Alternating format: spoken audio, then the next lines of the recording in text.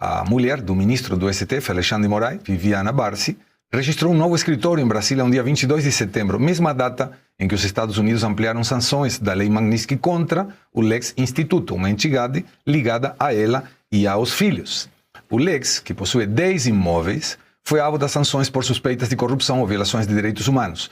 Viviane declarou quase 60 milhões de reais em lucros em 2024.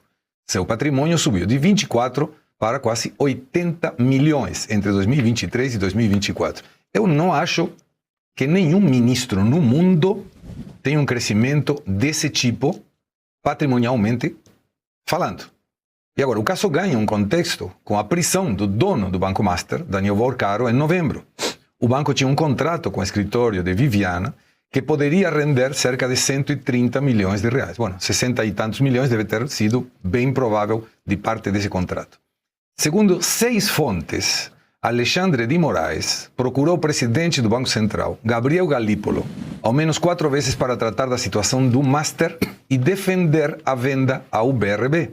Técnicos do Banco Central identificaram fraudes de 12 bilhões de reais, o que levou à liquidação do banco em dia 18 de novembro. Apesar do contrato, Banco Central e CADE informaram que não receberam pedidos ou atuação do escritório em favor do Master. O Banco Central afirma ter documentado todas as pressões sofridas no caso. O que aí começa contigo, André, é pior ainda, porque se não tem documentada a participação de um estudo de advogado que cobrava 3 milhões e 600 mil reais por mês para fazer algum tipo de trabalho, e o trabalho foi feito pelo ministro, ligando para o presidente do Banco Central, pedindo pelo Banco Master, e segundo outras informações de imprensa, em algum momento o Galípolo, ou alguém no nome dele, falou: "Ô ministro, tem uma fraude aí de 12 bilhões, você vai querer entrar nessa fria?" Aí falou: "Não, então tá difícil, tá, então lá." Quais são os delitos, leis e tudo que foram contrariados se essa informação se confirma? Olha, Segre, tudo isso é muito grave, né? Porque a gente tem, então, um contrato de 130 milhões de reais sendo feito. Você tem um crescimento patrimonial aí de 232%, né, de um ano para o outro numa pessoa. Até eu vi um post da Marina Helena, aqui da casa, ela dizendo que se a esposa do Moraes continuar nesse ritmo, até 2043, quando o Moraes se aposenta, o patrimônio dela vai superar 1000 vezes o PIB mundial. Bom desempenho, né? Fantástico. É uma maravilha, né? Uma pessoa muito, muito talentosa. Como você mencionou, a gente tem aqui 60 milhões de lucro em 2024 nesse escritório. E aí você pega e fala assim, bom, mas qual é a atuação que foi feita? Aí você não sabe. Aí não aparece, né? Você bate no Banco Central, alguém desse escritório atuou? Ninguém desse escritório atuou. Aí você descobre agora que, segundo a coluna da Malu Gaspar, né, do Globo, enfim, foi quem deu, diz que o Moraes teria conversado, no mínimo, por 4 vezes com o Galípolo, que é o presidente do Banco Central.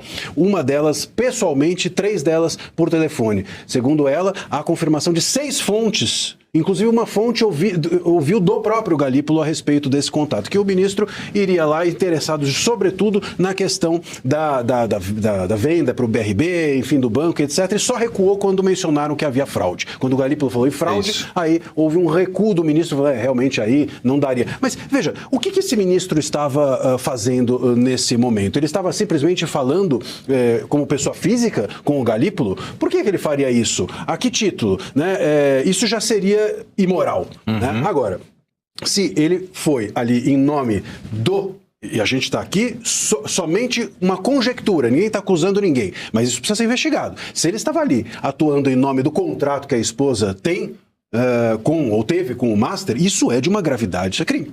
Isso é crime, isso não é só impeachment, isso é crime. Né? Olha só, Mônica Bergamo, da Folha de São Paulo, acaba de publicar que a Polícia Federal também foi pressionada pelo Moraes no caso do Banco Master. Então a gente tem a Malu Gaspar do Globo dizendo isso, dizendo que houve pressão no Banco Central. A gente tem o Estadão ontem dizendo que o Galípolo recebeu 6 ligações do Moraes num dia só para falar do Master. E a gente tem agora a Folha de São Paulo, a Mônica Bergamo, dizendo que a Polícia Federal também sofreu pressão do Moraes a respeito do Master. a imprensa está largando a mão do Moraes. Eu vou te contar por quê e vou te dar detalhes dessa história que a Folha acaba de publicar. Eu sou André Marcília, advogado, professor. Bom, muito bem. O que diz a matéria aqui da Mônica Bergamo é o seguinte, ela fala, tô lendo, os banqueiros que afirmaram para os jornalistas que o Moraes pressionou o Banco Central a respeito do Banco Master, também disseram, as mesmas fontes também disseram ter ouvido de integrantes da Polícia Federal que o Moraes, que o magistrado, também também manifestou ao órgão, à Polícia Federal, interesse no andamento das investigações a respeito do Master. Então ele teria procurado a Polícia Federal para saber como andavam as investigações sobre as fraudes no Master. E, segundo a coluna da Mônica Bergamo, o Andrei Rodrigues, que é o diretor-geral da Polícia Federal, negou o caso, mas, segundo as fontes da Mônica Bergamo, esse fato, a pressão na Polícia Federal, teria chegado até o Lula. E o Lula respondeu quando essa pressão chegou a ele, contaram a ele que a Polícia Federal estava sendo pressionada, ele disse, a resposta do Lula sobre o caso seria a seguinte: faça o que for necessário. Entende-se que faça o que for necessário em favorecimento do demandante, do Moraes, que estava solicitando. Repito, a Polícia Federal nega, essa história já está na cúpula da polícia, etc. Todo mundo disse, não, esses rumores estão realmente ocorrendo, mas é tudo mentira, nada disso aconteceu. Bom, o fato, como eu mencionei, é que a história só cresce. É impressionante como essa história, ela daqui a pouco, onde mais isso vai parar. Então, a influência ou possível influência do Moraes junto ao Banco Central, a possível influência do Moraes junto à Polícia Federal, e as coisas vão se avolumando e a imprensa a velha mídia vai largando a mão do Moraes. Repito, a gente já teve o Estadão, a gente já teve o Globo, agora a Folha entra nessa discussão. E quando a velha mídia faz isso, ela faz isso com uma intenção. A intenção da velha mídia é rifar o Moraes. Parece que está claro. O Moraes está sendo rifado por aqueles que o criaram. O sistema que criou o Moraes está agora rifando o Moraes. Por quê? Porque ele já fez o trabalho dele, que era prender o Bolsonaro e tirar o bolsonarismo o máximo que fosse possível do tabuleiro político do ano que vem. Esse trabalho foi feito, agora eles querem rifar o Moraes, porque o Moraes é vamos dizer assim, uma pessoa que perdeu a noção.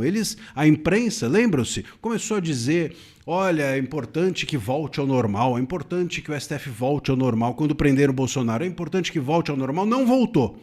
E aí essa história começou a correr, de que o Moraes, ele teria essas influências. Então fica claro, primeiro, que a imprensa estava guardando, essa bala de canhão, a velha mídia estava guardando essa bala de canhão. Se o Moraes não voltasse ao normal, eles soltariam. Não voltou, agora estão soltando. Então vai ser muito difícil o Moraes se desvencilhar disso, já que a imprensa praticamente inteira, a velha mídia inteira, foi para cima dele e parece que realmente o Moraes tem aí muito a explicar.